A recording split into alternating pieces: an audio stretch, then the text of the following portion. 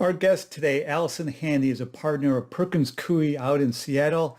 Allison is one of those lawyers that seems to be an expert in everything. It almost scares me, but she's a wonderful person. She's one of the first people I actually talked to when I was thinking about this project. So I'm so grateful that she can join us. I'm Brock Romanek today on Zippy Point. All right, Allison, I can say you're my frequent flyer customer. You are one of the first people I talked to about launching zippypoint.com, and you've been so gracious with your time doing these videos time and time again. And every time the topic seems to be more interesting. So this time it's about green, social, and sustainability bonds. And the first question is, what are those? Thanks, Brock. These are bonds that I think a lot of us really had never heard of before, but it's become something that's pretty popular in the last couple of years. So what we're talking about today, because there are a lot of different sort of products out there in terms of sustainability offerings. So what these are known as use of proceeds bonds. So basically, it's not like a special product. It's not a different financial instrument. It's a normal debt offering where the company says, we're going to use the proceeds from this offering to finance or refinance particular kinds of projects. If it's a green bond, it's going to be for, environmentally sustainable projects. If it's a social bond, it's going to be for, projects that address global social challenges. So that's really all it is. It's not a special product. It is a promise by the company that we're going to use the proceeds from the bond offering for these kinds of things. But there is a kind of a market standard now around it, and that's largely thanks to the International Capital Markets Association, a trade association. They first issued the green bond principles in 2014, and then they followed those up in 2017 with the social bond principles and the sustainability bond guidelines. And I'll talk in a second about what the sustainability bonds are. So those are sort of the documents, the principles that set out what does it mean to be a social bond or a green bond. And that's kind of set expectations for everyone in the market, for the banks, for the investors, for the companies, about what it is that these kinds of bonds are. And I'll just mention, so the sustainability bonds, what that means is it's bonds that can finance either green projects or social projects. And it recognizes that, an environmentally beneficial project might also have some social benefits, and a socially beneficial project might also have some environmental benefits. So if you say, okay, we're going to do sustainability bonds, it kind of gives you a broader opportunity to do multiple kinds of projects with the same bond issuance. And an example of that, there was a big issuance over the summer of 2020, where Alphabet issued, over $5 billion in sustainability bonds. And so that gives them the opportunity to use those funds for green or social projects. So as I understand it, there are separate green bond principles or separate social bond principles. Are there also sustainability bond principles? So there's 3 documents that ICMA has. It's got the green bond principles, the social bond principles, and the sustainability bond guidelines. And the green bond and social bond ones, to be honest, are actually pretty similar. And we're going to talk a little bit in a moment about what the components are, but I can really talk about it kind of in one breath because they really parallel each other than the type of project. And then the separate sustainability bond guidelines basically just kind of say, if you want to do both, if you want to do environmental and social, and you want to combine the bond offering, you can call it a sustainability bond. But there's a separate set of guidelines that talk about doing that. And if you're an insider, you're using acronyms. So it's the GBP and the SBP? Yep, the GBPs and the SBPs, because it's a lot of words. Got it. So can you dig into external review? How do people know that a bond project is sort of copacetic and following these principles? Yeah, well, so what I'll do first is kind of talk through what what's part of the social bond principles and the green bond principles. So there's 4 components to the principles: use of proceeds, process for project evaluation and selection, management of proceeds, and reporting. So we kind of talked about use of proceeds already. That's basically, you put in your offering document how you're going to use the proceeds, that it's for one of, projects. You're financing projects that have these ends. And as for the capital markets lawyer, it's kind of nice to know that's really the only difference. All the documentation, the underwriting agreement, the indenture, it doesn't have anything special in it. It's just that use of proceeds. So then the next component is the project evaluation and selection. And this, in some ways, this kind of varies from one issuer to another. So, what they recommend is that the company put in place a process to evaluate and select projects and establish eligibility criteria. But that looks different from one company to the next. If you've got a utility that's issuing bonds in order to do wind farms, you kind of know, okay, yeah, we get it. That's an environmental project. We're looking for sustainability here. There's not a lot of selection going on. But if, Alphabet, the example I gave earlier, they had a long list of the different kinds of projects they might do. And so that's where this element of, project evaluation and selection might be more important, because they're not telling the market when they sell the bonds, well, here are the 5 things we're going to do. Specifically, here are the, the buildings we're going to work on, or the, the steps we're going to take. And so there you really do want to have more of a set of procedures, or some more information that you're giving the market about how you're going to pick the projects that you're going to use the funds for. The next component is management of proceeds. This is kind of, of course, right? Of course you need to do this. If you're gonna, money is fungible. If you're gonna get $400 million and you say you're gonna use it for environmentally sustainable projects, you need to have a way to figure out that you've actually used $400 million for those projects. And so one of the things that's recommended by the principals here is to use an external auditor. And we'll talk a little bit in a minute about different sort of third parties that might be involved in this process. I'd say this is the most common third party to have.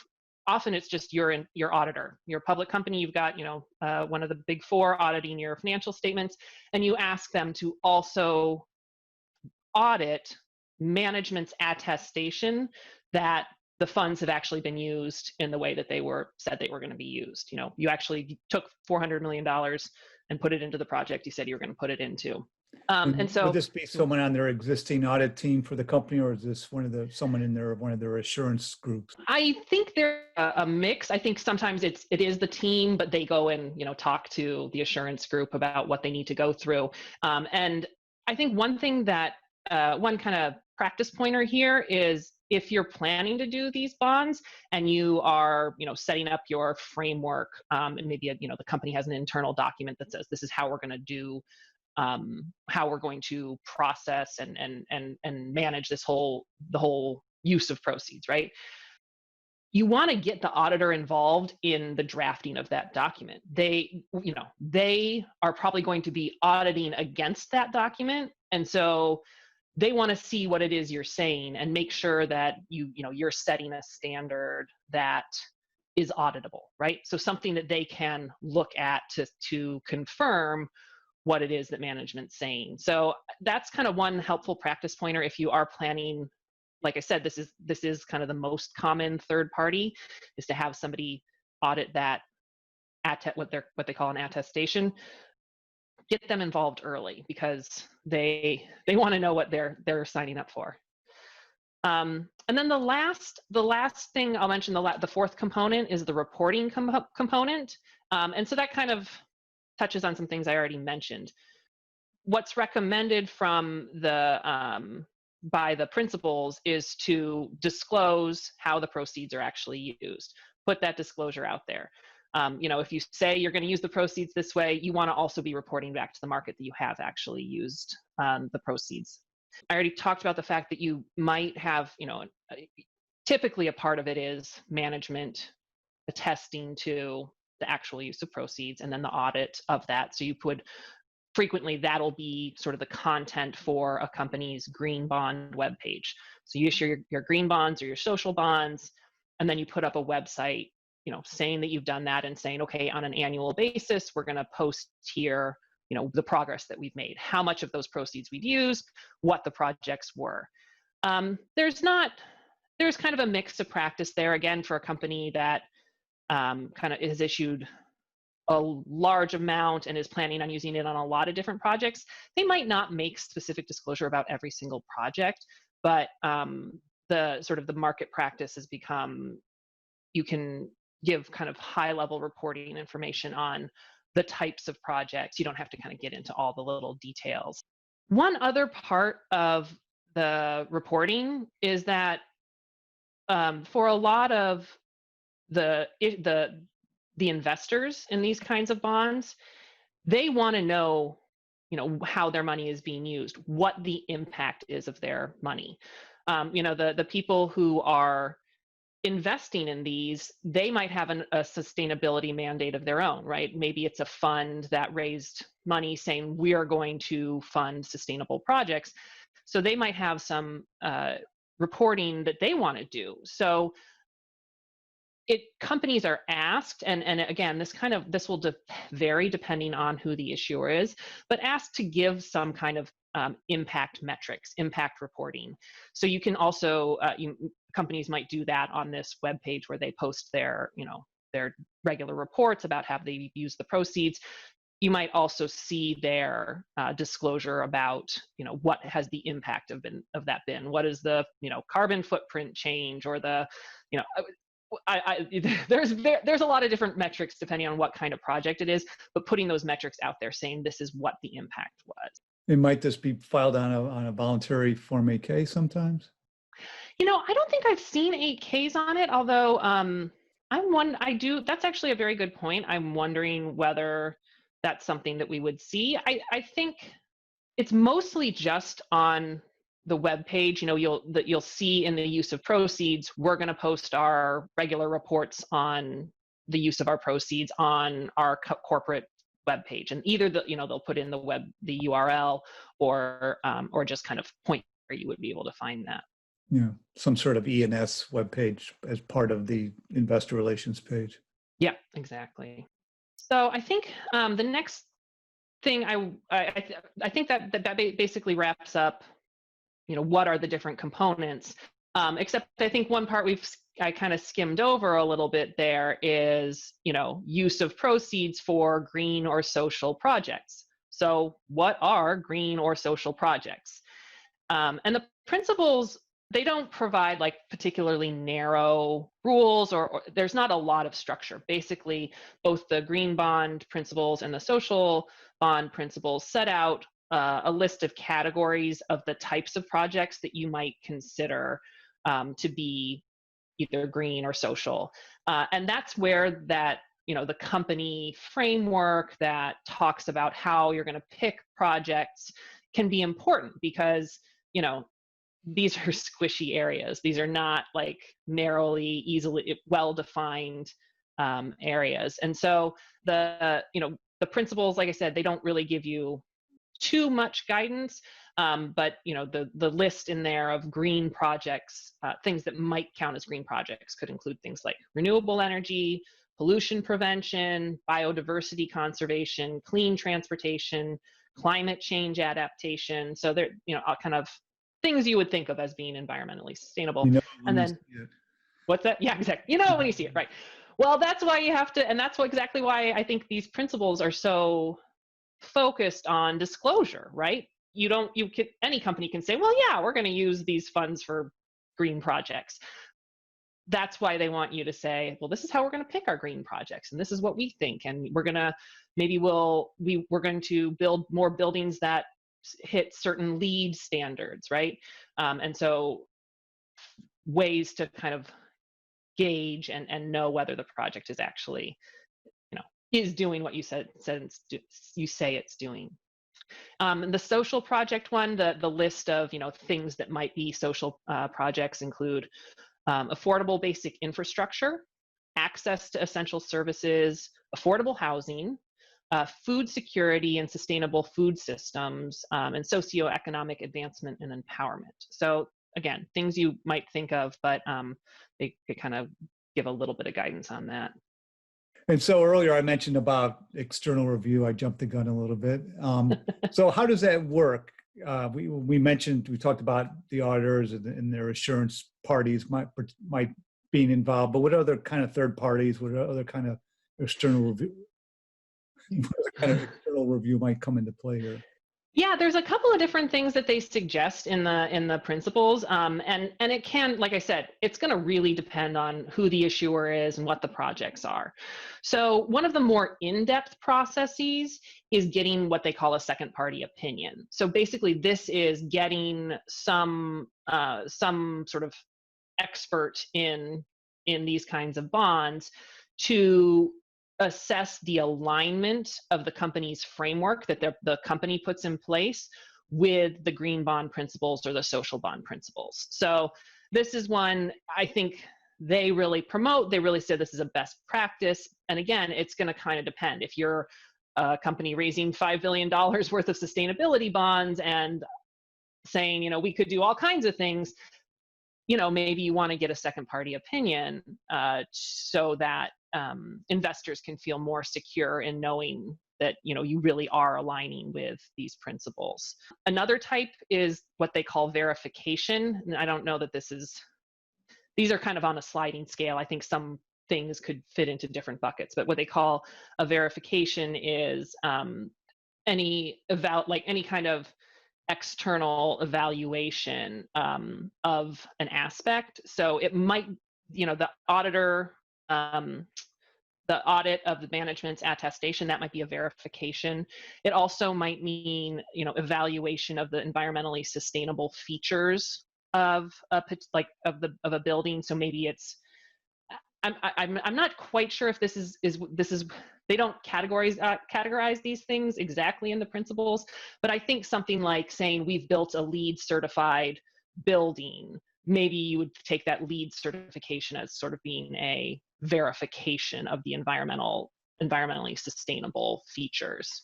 Another category that the principles include is certification, which is a certification of a framework against an external standard or label. So again, maybe a LEED certification fits in there. I'm not totally clear on why they call these different things, but there's verification versus certification. And then there's also scoring and rating agencies, so you can go get your bonds rated as a green bond. They're of course, cottage industry. There's plenty of third parties who will take your money to put their stamp on your product. But again, it kind of depends on what the market is really looking for from a particular company based on sort of the way that they're approaching this.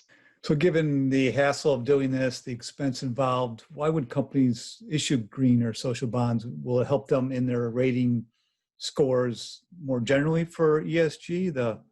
Yeah, I think there's probably some impact. It is another way to sort of do sustainability reporting. Say, look at the projects we're doing. We've dedicated this much money to social projects, and so it is another external or another signifier to the sort of ESG and sustainability market of what you're doing. A couple other benefits I'll mention, for companies that regularly are going into the debt markets, this might be a way to get some different investors. You're going back to the same investors time and again, so this might be an opportunity to get a few different institutional investors into the mix with your bonds. It's also a marketing. I mean, aside from like ESG ratings or sustainability ratings, it's a good marketing opportunity for a consumer-facing company, to say, look, we've just went and raised all this money so that we can give back and we can sort of take steps to a more sustainable future. So there's a number of different potential benefits. There are those expenses of getting the sort of those external reviews and things like that. But one thing I would say about that is it's not necessarily in every case, but in a lot of ways, that's an upfront cost. So if you do it once, if you set up your framework, you've got your auditor lined up to, audit your attestation, you're not kind of paying for that every time. Once you've got the framework in place, you can then kind of go forward and do more of the same without incurring much in the way of additional marginal cost. Yeah, I mean, Alphabet, Google definitely got a lot of publicity for what they did, but on the flip side of that, them doing that bond issuance also brought up a lot of publicity to these types of bonds. And this is a topic that I'm sure is going to be moving fast, and we'll undoubtedly will be supplementing this video sometime over the next year. I'm sure. Thank you so much, Allison. Thanks, Brock.